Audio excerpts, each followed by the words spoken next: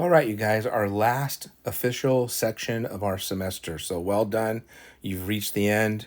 And what we're going to be doing is looking at a new type of function that does something different with our input. So basically what we have are called exponential functions. If you recall, exponents are the little powers, right, that we have up in the exponent, right? It's a power.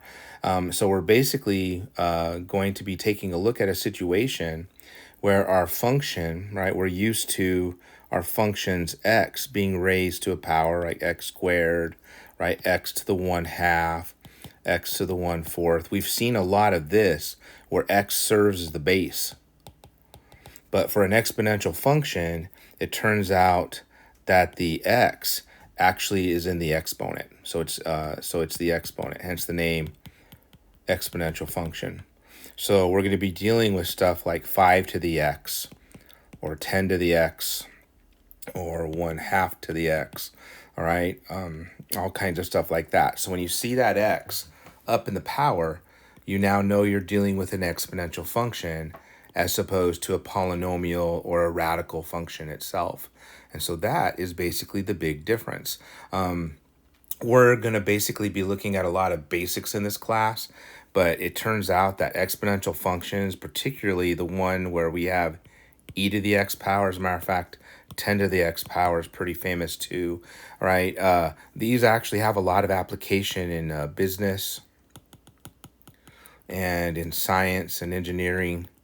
They come up, dare I say, naturally, especially the e to the x guy. That one comes up often when we're mathematically modeling population dynamics, money growth, things of that nature. And then 10 to the x, that tends to pop up as well when we're magnifying things. Its inverse function is involved when we do Richter scales and all that kind of stuff. When we're talking about things that have large magnitudes like earthquakes or eruptions, or things that have large volumes like the number of molecules in a sample or whatnot. So lots and lots of things, and we're not going to get too much into those. I'll do some simple applications for you.